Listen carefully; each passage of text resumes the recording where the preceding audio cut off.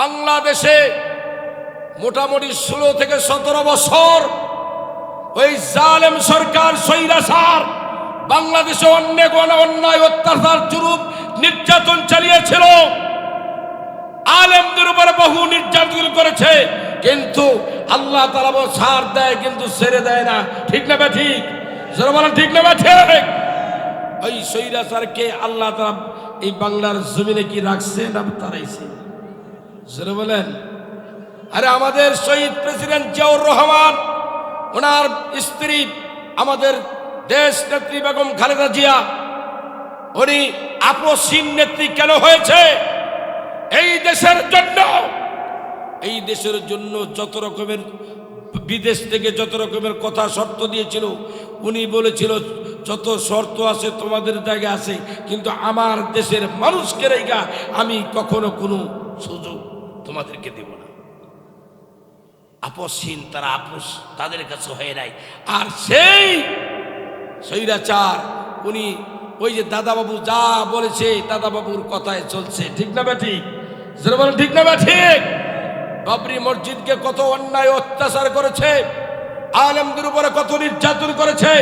বাংলার জমিনে ওই যে ভাস্কর্য বিরোধী আন্দোলন আর আমরা করেছিল, এই ভাস্কর্য বিরোধী আন্দোলন যেই সমস্ত ওলামায়ে কেরাম করেছে, ওই সমস্ত ওলামায়ে কেরামদেরকে এক একজনকে এক একভাবে রিমান্ড দিয়েছে, কাউকে জেল দিয়েছে, কাউকে জরিমানা করেছে। আলেমদের উপরে বারবার নির্যাতনের স্টিমরোল চালানোর কারণে এই বাংলাদেশ থেকে আল্লাহ তাআলা এমন গজব নাজিল করে দিয়েছে, এই বাংলার জমিন থেকে তাদেরকে চিরতরের জন্য পাঠিয়ে দেওয়ার ব্যবস্থা করেছে। ঠিক না বেঠি? ইন্নাল্লাহা ইয়ামুরু বিল আদল, আল্লাহ তাআলা বলেন সমাজের মধ্যে এক নাম্বার কাজ হলো ন্যায় নীতি প্রতিষ্ঠিত করতে হবে। ন্যায় নীতি যদি তোমরা প্রতিষ্ঠিত করতে পারো, 2 নাম্বার ইনসাফ যদি করতে পারো, তারপর ইহসান করতে পারো, তোমরা তোমাদের আত্মীয় স্বজনকে দান করবা, তোমাদের প্রতিবেশীদেরকে দান করবা, তোমাদের প্রতিবেশী আত্মীয় স্বজন তাদেরকে ইহসান করবা, দয়া করবা। এই 3টা আদেশের কথা আল্লাহ রাব্বুল আলামিন বলেছেন। এ আল্লাহর বান্দারা, আজকে আমাদের সমাজে ন্যায় নীতি নাই বলতেই চলে। ঠিক না বা ঠিক? ন্যায় নাই, অন্যায় আর অন্যায়, অবিচার আর অবিচার, বিচার তো নাই, এমন অবস্থা হয়ে গেছে।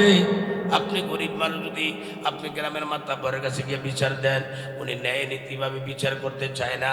এই জন্য আল্লাহ তাআলা বলেন আজকে দুনিয়ার ময়দানে কেন এত মারামারি, কেন এত হাঙ্গামা, কেন এত গন্ডগোল, কেন এত ফেসাদ, কেন এত আল্লাহ তাআলার পক্ষ থেকে মুসিবত বারবার আসতেছে। আল্লাহ রাব্বুল আলামিন স্পষ্টভাবে জানিয়ে দিলেন, যাহারাল ফাসাদু ফিল বাররি ওয়াল বাহরি বিমা কাসাবাত আইদিন নাস।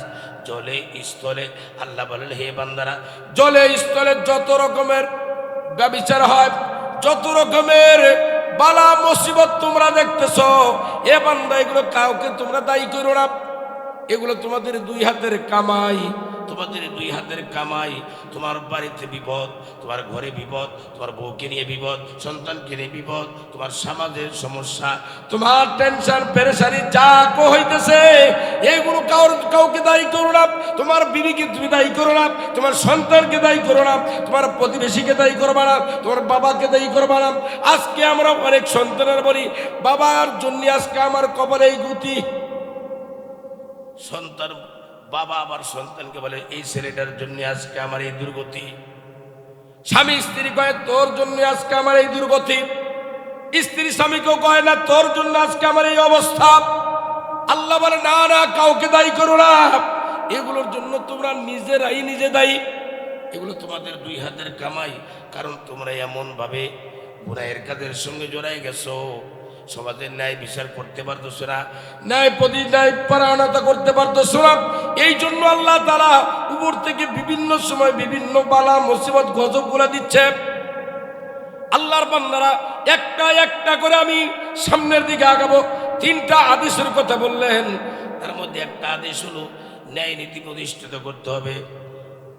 আজকে আমাদের দেশে শান্তি না থাকার কারণ, আমাদের দেশের মেম্বার থেকে শুরু করে নেয়, চেয়ারম্যান, এমপি, মন্ত্রী, প্রাইম মিনিস্টার যা আছে সকলের মধ্যে, দেশের মধ্যে একটা মেম্বারের কারণে এই ওয়ার্ডের মধ্যে আপনার দুর্ভিক্ষ দেখা দেয়। একটা ইউনিয়নের চেয়ারম্যানের কারণে ইউনিয়নের মধ্যে আল্লাহর পক্ষ থেকে ইউনিয়নের দুর্ভিক্ষর কালো ছায়া দেখা দেয়। একটা এমপির জন্য, এমপির বিভিন্ন বদ আমলের কারণে আল্লাহ তাআলার পক্ষ থেকে এরকম ভাবে দুর্ভিক্ষগুলাই দেখা দিতে থাকে। একটু সামনের দিকে আগালে বুঝতে পারবেন। আলজেরিয়ার বাদশা, উনি একজন আল্লাহওয়ালা মানুষ, ন্যায় পরায়ণ একজন বাদশা। আলজেরিয়ার বাদশা হঠাৎ করে দেখতে পাইতেছে উনার দেশের মধ্যে দুর্ভিক্ষর কালো ছায়া দেখা যায়। মন্ত্রী মহোদয়কে ডাকলেন, ও আমার মন্ত্রীরা, শোনো শোনো, কি আমার দেশের মধ্যে হঠাৎ করে দেখতেছি একটা দুর্ভিক্ষ দেখা দিচ্ছে, অভাব অনটন দেখা দিচ্ছে, এটার কারণটা কি? কারণটা কি আমি একটু জানতে চাই। অমুক এলাকার মধ্যে শুধু অভাব অনটন, বিভিন্ন দুর্ভিক্ষ দেখা দিচ্ছে, কারণটা কি? এইটা তোমাদের কাছে আমি পরামর্শের জন্য মন্ত্রী মহোদয় তোমাদের ডাকছি, একটু তোমরা পরামর্শ দাও। এক একজন এক এক রকম পরামর্শ দিচ্ছে। হঠাৎ করে একজন এমপি বলেন, ও বাদশা নামদার, আমার মনে হয় আমাদের দেশে যিনি ন্যায় বিচারের জায়গার মধ্যে বসানো হয়েছে, যাকে ন্যায় বিচারের জায়গার মধ্যে বসানো হয়েছে, ওই ব্যক্তির মধ্যে মনে হয় কোনো দুর্নীতি হইতেছে, ওনার মধ্যে মনে হয় কোনো গুনাহের কাজ হচ্ছে। এই জন্য আল্লাহর পক্ষ থেকে হয়তো বা কোনো গজব আল্লাহ দিচ্ছে। এবার আলজেরিয়ার বাদশা চিন্তা করলো হইতে পারে, তাহলে কি করা যায়? বিভিন্ন রকমের আপনার ইনকোয়ারি করে, বিভিন্নভাবে আপনার খোঁজ খবর নিয়ে দেখে, হ্যাঁ আসলে যে ন্যায় বিচারের জায়গার মধ্যে যাকে বসানো হয়েছে, এই মানুষটার মধ্যে বিভিন্ন সমস্যা আছে, গুনাহের কাজের সঙ্গে জড়িয়ে আছে, তারপরে চাঁদাবাজের মধ্যে আছে, দুর্নীতির মধ্যে আছে। এই জন্য ওনাকে বাদ দেওয়ার পরামর্শ হয়ে গেল। মন্ত্রী মহোদয়কে ডাক দিয়ে বললেন, এ আমার মন্ত্রী পরিষদ, শোনো শোনো, এবার বলো কাকে একজন ন্যায় নিষ্ঠাবান একজন ব্যক্তি ন্যায় বিচারের জায়গায় বসানো যায়, এমন কোন মানুষ তোমাদের খোঁজে আছে? এবার বলতেছে বাদশা নামদার একজন বলে, বাদশা নামদার, আমার কাছে একজন ব্যক্তি আছে, অমুক দেশে, এই ইয়াবিন দেশে একজন ব্যক্তি আছে, এই ব্যক্তিটা আল্লাহর ভয় বিচার করে, 2 নম্বর রাসূল সাল্লাল্লাহু আলাইহি সাল্লামের তরিকা বিচার করে, 3 নম্বর হযরত আলী রাদিয়াল্লাহু তাআলা আনহুর কায়দা কৌশলে সে বিচার করে। এই লোকটাকে যদি আমরা ন্যায় বিচারের আসরে যদি আমরা বসাইতে পারি, আমার মনে হয় আমাদের দেশে আর কোনো দুর্ভিক্ষর কোনো কালো ছায়া আর দেখা যাবে না। বল তাই নাকি? হ্যাঁ, ঠিক আছে, তাহলে ওই লোকটাকে আমার দরকার, যে ব্যক্তির আল্লাহর ভয় বিচার করে, যে ব্যক্তিটা রাসূল সাল্লাল্লাহু আলাইহি সাল্লামের মহব্বতে বিচার করে। 3 নম্বর হলো যেই ব্যক্তিটা হযরত আলী রাদিয়াল্লাহু তাআলা আনহুর কায়দা কৌশলে বিচার করে, এমন ব্যক্তি তো আমার ওই জায়গা দরকার। সুবহানাল্লাহ করলাম। 1 নম্বর কার ভয়ে বিচার করে? আরো জোরে, এই পিছনের ভাইরা বলে কার ভয়ে? আল্লাহর ভয়ে। 2 নম্বর কার? রসুলের মহব্বতে। 2 নম্বর বলেন, 2 নম্বর কার মহব্বতে? রসুলের মহব্বতে বিচার করে। 3 নম্বর হলো হযরত আলী রাদিয়াল্লাহু তাআলা আনহুর কায়দা কৌশলে বিচার করে। আল্লাহু আকবার। এই বিচারকটা কখনো অন্যায় বিচার করতে পারবে? অন্যায় বিচার করতে পারবে? পারবে না।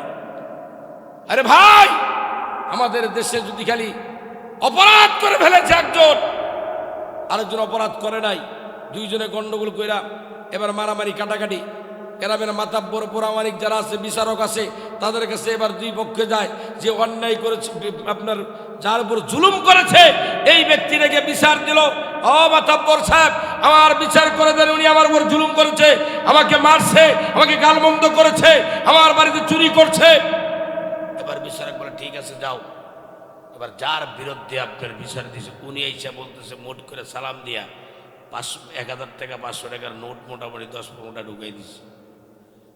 মাতাব্বর সাহেব একটু খেয়াল রাখেন, অন্যায় যেহেতু হয়েই গেছে, একটু খেয়াল রাখেন। আরে যাও, সমস্যা নেই। বলেন তো আমাদের দেশে এবার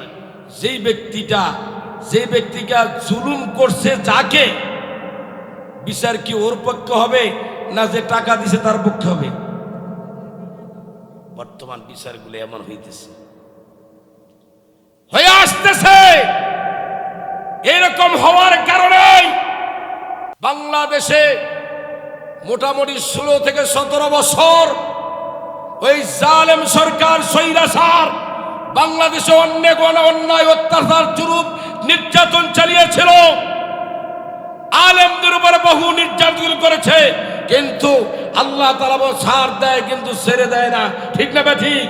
যারা বলেন ঠিক না বা ঠিক? ওই স্বৈরাচারকে আল্লাহ তাআলা এই বাংলার জমিনে কি রাখছে না তারাইছে? যারা বলেন, আরে আমাদের শহীদ প্রেসিডেন্ট জিয়াউর রহমান, ওনার স্ত্রী আমাদের দেশ নেত্রী বেগম খালেদা জিয়া, উনি আপসহীন নেত্রী কেন হয়েছে? এই দেশের জন্য যত রকমের বিদেশ থেকে যত রকমের কথা শর্ত দিয়েছিল, উনি বলেছিল যত শর্ত আছে তোমাদের জায়গা আছে, কিন্তু আমার দেশের মানুষকে রেখা আমি কখনো কোনো সুযোগ তোমাদেরকে দেব না। আপসহীন, তারা আপোষ তাদের কাছে হয়ে নাই। আর সেই স্বৈরাচার উনি ওই যে দাদাবাবু যা বলেছে দাদাবাবুর কথায় চলছে। ঠিক না বেঠি?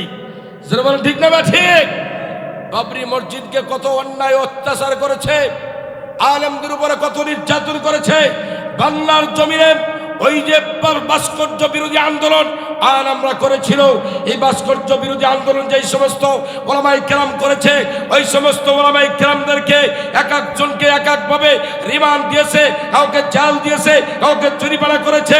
আলেমদের উপরে বারবার নির্যাতনের স্টিমরোলা চালানোর কারণে এই বাংলাদেশ থেকে আল্লাহ তাআলা এমন গজব নাজিল করে দিয়েছে, এই বাংলার জমিন থেকে তাদেরকে চিরতরের জন্য পাঠিয়ে দেওয়ার ব্যবস্থা করেছে। ঠিক না বেঠি? আগামী তো যদি কোনো ব্যক্তি আলেমদের উপরে আঙ্গুল তুলে কথা বলার চেষ্টা করে, ইসলামকে নিয়ে কোনো বিদ্বেষমূলক কথা বলে, কোরআনকে নিয়ে যদি কোনো বাজে কথা বলে, আল্লাহর হাবিবকে নিয়ে যদি কোনো ব্যঙ্গ করার চেষ্টা করে, তাদের বিরুদ্ধে স্লোগান দেওয়ার জন্য বাংলার উলামায়ে কেরাম যদি ময়দানে ডাক দেয়, কারা কারা রাজি আছি আব্দুল আল্লাহকে দেখায়।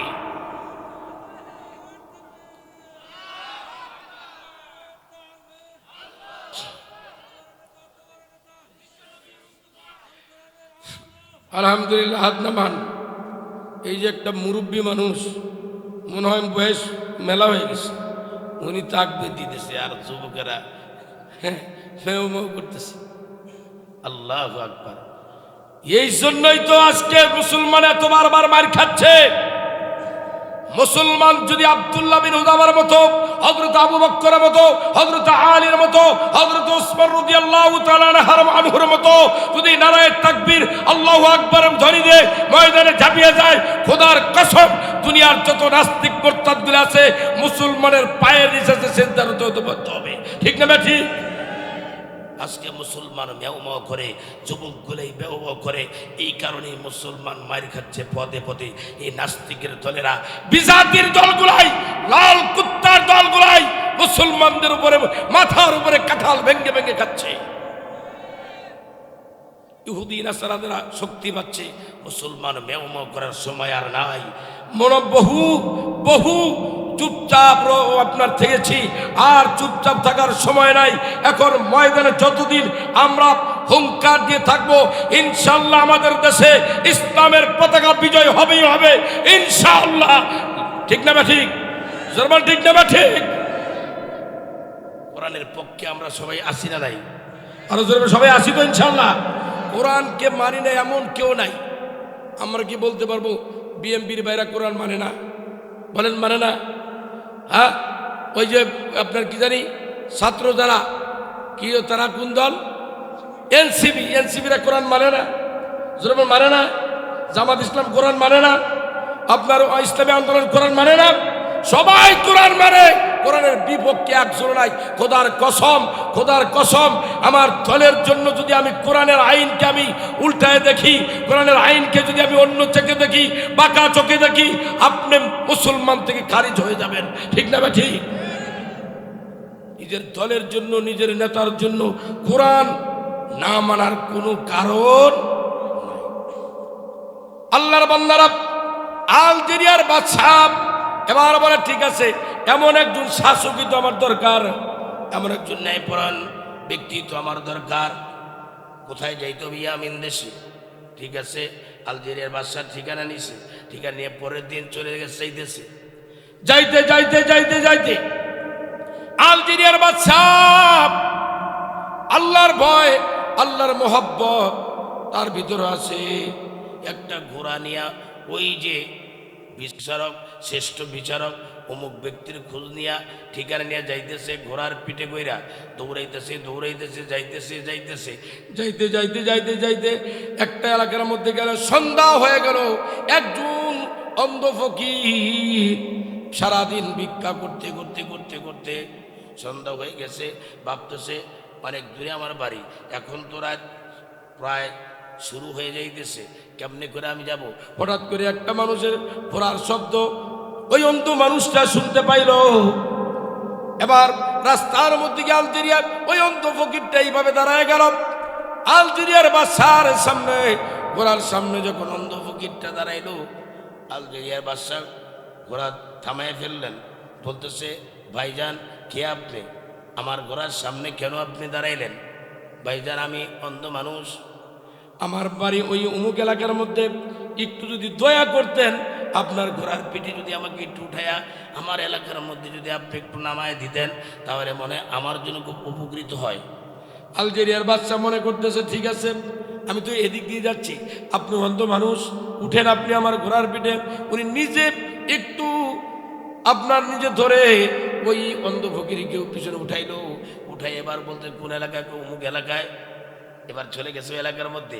যাওয়ার পরে আলজেরিয়ার বাদশা অন্ধ ফকিরকে বলে, বাবাজি আপনার এলাকায় চলে আসছে, আপনি নামেন। ফকির বলতেছে, কি কইলেন? নামেন, আমি আপনার যে এলাকায় বলছেন ওই এলাকায় চলে আসছি।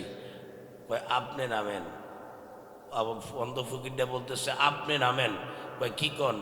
হ্যাঁ, এই ঘোড়াটা আমার, আপনি আমার ঘোড়ার সহযোগিতা চাইছেন, আমি আপনাকে নিয়ে আসি, আপনি নামে চলে যান, ঘোড়াটা চুপচাপ করে দিয়ে চলে যান। আলজেরিয়ার বাদশা কয়, ফকির বাবাজি মস্কারি করার সময় এখন নাই, বাবা তুমি নামো, আমি অনেক দূরে যাব। আমি মস্কারি করতেছি না, এই ঘোড়াটা আমার, আপনি ঘোড়াটা রাইখে চলে যান। আলজেরিয়ার বাদশা এবার দেখতেছে আসলেই তো সেই ঘোড়া দাবি করতেছে। ও ফকির বাবাজি, আপনি আমাকে একটু যাইতে দেন, আপনি ঘোড়ার পিঠ থেকে নামেন। এবার বলতেছে, না না না, যদি বেশি কথা কন আমি চিল্লা চিল্লি করব, এলাকার মানুষগুলো আসবে, আমি যখন বলবো এই ঘোড়াটা আমার, এই ঘোড়ার পিঠে করে আমি অন্ধ মানুষ ভিক্ষা করি, ঘোড়া আমাকে বিভিন্ন এলাকায় নিয়ে যায়, সবাই আমার কথা বিশ্বাস করবে, আমি সবাইকে বললে বিশ্বাস করে নিবে, আপনাকে গণপিটানি খাইতে হবে। এবার আলজেরিয়ার বাদশা কয়, না না না, আপনি এলাকার লোকজনকে ডাকেন। এলাকার কিছু লোকজন ওই যে যারা টাকার বিনিময়ে বিচার করে, আল্লাহর ভয় নাই, রসুলের মহব্বত নাই, এমন ব্যক্তিরা আসছে দৌড়েয়া। ওই ফকির বাবাজি বলতেছে, এই এলাকাবাসী, এই ঘোড়াটা আমার, আমি ঘোড়ার পিঠে করে ভিক্ষা করি, আর এই লোকটা দাবি করতেছে ওনার। এবার এলাকার কিছু লোকজন বলতেছে, এই মিয়া, অন্ধ মানুষের সঙ্গে বাটপারি করো? হ্যাঁ, ঘোড়াটা রেখে দাও, তাহলে কিন্তু পিটানির চড়ে এখান থেকে জান নিয়ে যাইতে খুব দুষ্কর হয়ে যাবে। আলজেরিয়ার বাদশাকে সর্বনাশ, কোন দেশে আসলাম, সেই দেশে ন্যায্য বিচার নাই, আমি ন্যায় বিচারের সন্ধানে যাইতেছি। এবার আলজেরিয়ার বাদশা বলে, আমি এই বিচার মানি না। কি বলো? আমার এই বিচার যদি করতে হয় আমি এই বিচার মানবো না। ওই অন্ধ ফকিরকে বলতেছে, বাবাজি আমি এই বিচার মানি না, আমি একজন ব্যক্তির কাছে যাইতেছি, ন্যায় বিচারক, ওনার কাছে যাচ্ছি, উনি যেইটা বিচার করে দিবে ওই বিচারটাই আমি মেনে নিব। যদি উনি বলে ঘোড়াটা আপনার, তাহলে আমার আর কোনো আপত্তি নাই। এবার ওই অন্ধ ফকির বলে, ঠিক আছে আমারও আপত্তি নাই, তবে শুনেন শুনেন, যার কাছে যান সবাই আমার পক্ষে রায় দিবে, ঘোড়াটা আমার। আলজেরিয়ার বাদশা বলে, ঠিক আছে আমি যার কাছে যাচ্ছি উনি যদি বলে আমার কোনো আপত্তি নাই। এবার ঘোড়া একটা, আর মালিক কয়টা, দাবিদার কয়টা? জোরে বলেন, ঘোড়া একটা দাবিদার কয়টা? এইবার দুইজন আলজেরিয়ার বাচ্চার অন্ধ ফকির দুইজন মিলা ওই যে শ্রেষ্ঠ বিচারকের সন্ধান এবার ওনার কাছে গেলেন। যাওয়ার পরে দেখে যে ব্যক্তি ঠিকানা নিয়ে গেল, ঠিকানা অনুযায়ী এবার ঘরের আপনার গেটের মধ্যে গেল। যাওয়ার পরে এবার গেটের ভিতরে ঢুকাই নিল। যাওয়ার পরে যিনি শ্রেষ্ঠ বিচারক, ওই বিচারের কাঠ করায় আপনার চেয়ারের আসনের মধ্যে বসা আছে, আরও কিছু মানুষ আছে। এবার ওনারা দুইজন দাঁড়াইছে, গোড়ায় একটা কিন্তু লাগাম দুইজনে ধরে আছে দুই সাইডে, অন্ধ ফকিরও লাগাম ধরছে, ওই আলজেরিয়ার বাদশাহও আপনার একদিকে লাগাম ধরছে। এবার একটা ঘোড়া দুইজনে দাঁড়ায় আছে। হঠাৎ করে তাকায় দেখে ওই যে শ্রেষ্ঠ বিচারক বলতেছে, কে কার কি সমস্যা আছো আমার কাছে। এবার আসছে, আসার পরে এবার একজন বলতেছে, ও বিচারক সাহেব, একটা টাকার থলি ওই বিচারকের কাছে নিয়ে বলতেছে, বিচারক সাহেব এই থলিটা আমার, টাকার থলি একটা, কিন্তু দাবিদার দুইজন, একজন হলো খুলু আরেকজন হলো কসাই। একজন হলো খুলু আরেকজন হলো কি কসাই। খুলু কাদেরকে বলে? হ্যাঁ, তেল যারা বেছে তাদেরকে। একজন হলো খুলু আর একজন হলো কসাই। এই দুইজন একটা টাকার থলি হাতের মধ্যে করে দুইজনই দাঁড়ায় আছে। দুইজন গিয়া বিচারকের কাছে গিয়ে বলে, ও বিচারক সাহেব, কসাই বলতেছে এই টাকার থলিটা আমার, খুলু বলতেছে না এই টাকার থলিটা আমার। এবার তার টাকার থলি একটা, দাবিদার কয়টা? আরো জোরে বলেন। টাকার থলি একটা, দাবিদার দুইটা। এবার বলে, ঠিক আছে তোমরা এক সাইডে হও, টাকার থলিটা এখানে রাখো। দুইজনকে টাকার থলি রাইখা পাশে বসায় দিল। আর কার কি সমস্যা বলো। এবার হঠাৎ করে দেখে দুইজন ব্যক্তি, একটা সুন্দরী নারী ওই শ্রেষ্ঠ বিচারকের সামনে নিয়ে আসেন। দুইজন পুরুষ সুন্দরী নারী, একজন এক হাতে ধরছে আরেকজন আরেক হাতে ধরছে। এবার দুইজনে গিয়ে বলতেছে, বিচারক সাহেব এই মেয়েটা আমার বউ। আরেকজন বলতেছে, বাম হাতে যিনি ধরছে উনি কয় এই মেয়েটা আমার বউ। তাহলে মেয়ে একটা, বউ একটা, দাবিদার কয়টা? বউ একটা, স্বামী দাবিদার কয়টা? আরো জোরে বলেন কয়টা? তাহলে স্বামী বউ একটা, স্বামী দাবিদার দুইটা, টাকার থলি একটা, দাবিদার কয়টা? এইবার বলে, ঠিক আছে তোমরা দুইজনে গিয়ে বসো। মেয়েটাকে ওই ন্যায় বিচারক সাহেব, শ্রেষ্ঠ বিচারক সাহেব ওনার পাশে দাঁড়া করায় রাখছে। এ আর কার কি সমস্যা আসো। এবার ওই যে দুইজন অন্ধ ফকির আর আলজেরিয়ার বাদশা দুইজন আগায় আসতেছে। ঘোড়া একটা, দাবিদার কয়টা? আলজেরিয়ার বাদশাকে বলে, ও বিচারক সাহেব এই ঘোড়াটা আমার, কিন্তু এই অন্ধ ফকির দাবি করে ওনার। অন্ধ ফকির বলেন, না বিচারক সাহেব এই ঘোড়াটা আমার, আমি অন্ধ মানুষ, এই ঘোড়ার পিঠে কইরা কইরা আমি এরকম করাম এলাকার মধ্যে ঘুরি আর ভিক্ষা করি, এই ঘোড়াটা আমার। এবার দুইজনই দাবি করতেছে। এবার বলেন তো ঘোড়া একটা, দাবিদার কয়টা? দুইটা। এবার বলতে, ঘোড়াটা এখানে থাক, তোমরা দুইজনে গিয়া পাশে বসো। বসায় দেওয়ার পরে হঠাৎ করে দেখে সময় অল্প, আর এই তিনজনের বিচার করতে গেলে অনেক সময় লাগবে, আজানও হয়ে যাইতেছে, নামাজ পড়তে হবে। এবার উনি বলতেছে, ঠিক আছে আজান হচ্ছে, এখন আজকে আর বিচার হবে না, আগামীকাল 10টা থেকে আবার বিচার শুরু হবে। এবার বিচার কবে হবে? আগামীকাল 10টা থেকে বিচার শুরু হবে। এবার টাকার থলিওয়ালা চিন্তা করে ব্যাপারটা কিরে, এই বিচারকের মধ্যে মানে লোভ আছে। বউ একটা, স্বামী দাবিদার দুইটা যারা করতেছে, এই দুইজনে বলতেছে এই লোকটার মানে চরিত্র ঠিক নাই, ইনি চলে বলে কৌশলে এই মেয়েটারে রাইখা আগামীকালের কথা বলছে, মনে হয় তার সঙ্গে কোনো ব্যভিচারী করবে। নাউজুবিল্লাহ বলেন। ঘোড়া দাবিদার যিনি শ্রেষ্ঠ, ওই যে আলজেরিয়ার বাদশা, উনিও চিন্তা করে কি ইচ্ছা করলে তো আজকে বিচারটা করে দিতে পারতো, আবার আগামীকালকের কথা বলতেছে। কোনো না কোনো ঘাবলা আছে। আল্লাহর বান্দারা, এবার আগামীকাল বিচার হবে, আমিও আপনাদেরকে বিচার করব, একটু অপেক্ষা করেন। আগামীকালই বিচার হবে। আল্লাহর বান্দারা, ন্যায় নীতি প্রতিষ্ঠিত করতে হবে কিভাবে? আল্লাহ তাআলা, আল্লাহর হাবিব সাল্লাল্লাহু আলাইহি সাল্লাম বলেন, তুমি যদি ন্যায় নীতি প্রতিষ্ঠিত করতে পারো তাহলে তুমি ন্যায় পরায়ণ বাদশা হইতে পারবা। সুবহানাল্লাহ। তারপরে হলো ইনসাফ প্রতিষ্ঠিত করতে হবে। আল্লাহর বান্দারা, আজকে আমাদের দেশে ইনসাফ নাই, ইহসানও নাই। ইনসাফ এক জিনিস, ইহসান আরেক জিনিস, ঠিক না ভাই? ঠিক। ইনসাফ কি আর ইহসান কি? ইনসাফ হলো আপনি এখান থেকে অটোর মধ্যে উঠবেন, অপরিচিত একটা ব্যক্তি এলাকার মধ্যে, ধরেন আমি আসছি অপরিচিত, এখানে আমি অটোর মধ্যে উঠলাম, যাবো দামকুড়া, আমি ভাড়ার ব্যাপারে জানি না, ওই অটোওয়ালাকে বললাম, ভাই দামকুড়া যাবেন? হ্যাঁ যাবো। আমি বললাম ভাড়া কত নেবেন? না, আমি ভাড়াওয়ালাকে, অটোওয়ালাকে বললাম, ভাই ভাড়া কত নেবেন? উনি বললো সমস্যা, যেইটা ভাড়া সেটাই দিয়ে। আমি বললাম ঠিক আছে। এবার উনি ওইখানে গেলেন, যাওয়ার পরে 20 টাকা ভাড়া ধরেন দামকুড়া, কিন্তু আমি জানি না উনি আমার কাছে 30 টাকা নিল। তাহলে কি বলেন তো, এটা কি ইনসাফ করলো? আমার কাছে কি করলো? জুলুম করলো।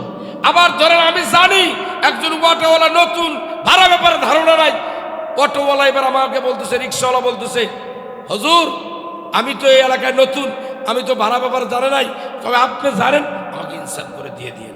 আমি ওইখানে নিয়ে যাই 20 টাকার ভাড়া, যদি আমি 15 টাকা কি 10 টাকা দিই, বলেন তো ইনসাফ হবে? এটা ইনসাফ হবে? আমি জুলুম করলাম। ইনসাফ হলো যেটা ন্যায্য সেটা দেওয়া, আর ইহসান হলো 20 টাকার ভাড়া যদি আপনি ইনসাফ করে আর 25 টাকা দেন, অতিরিক্ত 5 টাকা দিলেন, এটা হলো ইহসান করলেন, তারপর দয়া করলেন। আল্লাহর বান্দারা, ইহসান আরেকটা জিনিস, আত্মীয়তার বন্ধন নষ্ট করা যাবে না। আত্মীয় স্বজনকে দান করতে হবে, পাড়া প্রতিবেশীকে দান করতে হবে। আল্লাহর বান্দারা, দান সদকা তো আমাদের দেশ থেকে বর্তমানে উঠে গেছে। আমার আত্মীয় স্বজন, আমার বোন অসহায় গরিব, তার খোঁজখবর নিতেছি না। আমার একটা ভাই, আমি অনেক ধনী মানুষ, আমার ভাইয়ের খবর আমি নিচ্ছিলাম। আমার চাচা একটা গরিব মানুষ, আমার অনেক টাকা পয়সা আছে, ওই চাচা গরিব মানুষের খবর নিচ্ছি না। আমার খালা একটা গরিব মানুষ, চলতে পারে না ঠিক মতো, ওই খালার খবর নিচ্ছি না। আল্লাহর বান্দারা বলতো, আল্লাহ তাআলা বলেন, না না না, তুমি তোমার ওই খালার খবর নিবা, ফুফুর খবর নিবা, ভাইয়ের খবর নিবা, চাচার খবর নিবা, মামার খবর নিবা, এবং তাদেরকে দান করবা, তাদেরকে ইনসাফ করবা, ইহসান করবা। এই আল্লাহর বান্দারা, আজকে দান তো আমাদের মধ্যে থেকে চলে গেছে। আমি আপনাদের মাঝ থেকে একটা কথা বলতে চাই, বলেন তো, এই যে ঘর, এটা মসজিদের মাহফিল না? মসজিদের মাহফিল না? এই মসজিদটা কার? কথা কয় না, কথা কর না কে? এই মসজিদটা কার? মসজিদটা মানে হাসিনার নাকি? মসজিদটা হাসিনার? যারা চুপচাপ করে থাকবেন, মনে হয় আল্লাহর ভালোবাসা তাদের ভিতরে নাই। মসজিদের মালিক কে? মসজিদের মালিক হলো আল্লাহ। আর বানাবে কে? কে? মসজিদ বানাবে আল্লাহ। মসজিদের মালিক হলো আল্লাহ, বানাবে হলো বান্দা। আল্লাহু আকবার বলেন। মসজিদের মালিক কে? আল্লাহ। বানাবে কে? বান্দা। আর জান্নাতের মালিক কে? হ্যাঁ, জোরে কোন? জান্নাতের মালিক আল্লাহ। জান্নাতে আল্লাহ বানাইছে আল্লাহ থাকার জন্য? কে থাকার জন্য? কথা কন, কথা কন। জান্নাত বানাইছে আল্লাহ থাকার জন্য না, জান্নাত বানাইছে বান্দা থাকার জন্য? তাহলে জান্নাতের মালিক বান্দা, জান্নাতের মালিক কে? জান্নাতের মালিক বান্দা। চিন্তা করি, হুজুর জান্নাতের মালিক আমরা, এটা কইতো তো বিভাগে বাধা দেয় কোন কি? হুজুর যেই অপকর্ম করি এই দাবি দিয়ে জান্নাতে যাইতে পারবো? আরে আল্লাহ নবী বলছেন, ভালো করে বুঝেন, জান্নাতের মালিক হলো বান্দা, আর বানাবে কে? আল্লাহ। জান্নাতের মালিক বান্দা, বানাবে হলো আল্লাহ। আর দুনিয়ার ময়দানে মসজিদের মালিক হলো আল্লাহ, আর বানাবে হলো বান্দা। এই জন্য আল্লাহর হাবিব বলেন, পয়গম্বর আরবি বলেন, মান বানা লিল্লাহি মাসজিদাম বানাল্লাহু লাহু বাইতান ফিল জান্নাহ। নবীজি বলেন, দুনিয়াতে যারা আল্লাহর ঘর বানানোর জন্য হাত বাড়ায় দিবে, সহযোগিতা করবে, আল্লাহ তাআলা তাদের জন্যই জান্নাতের মধ্যে বালাখানা বানায় দিবে। সুবহানাল্লাহ, জোরে কর না। আল্লাহ তাদের জন্য জান্নাতে ঘর বানায় দিবে, জান্নাতের মালিক বানায় দিবে। যারা দুনিয়াতে আল্লাহর ঘর বানানোর জন্য চেষ্টা করবে না, সহযোগিতা করবে না, তো আল্লাহর ঠেকা পড়ে নেই আল্লাহ তার জন্য জান্নাতের ঘর বানায় দিতে। ঠিক না ব্যাঠি? জোরে বলেন ঠিক না ব্যাঠি? আপনি আল্লাহর ঘর বানানোর জন্য চেষ্টা করবেন না, আল্লাহরও ঠেকা পড়ে নেই আপনার জন্য আল্লাহর জান্নাতের ঘর বানায় দিতে।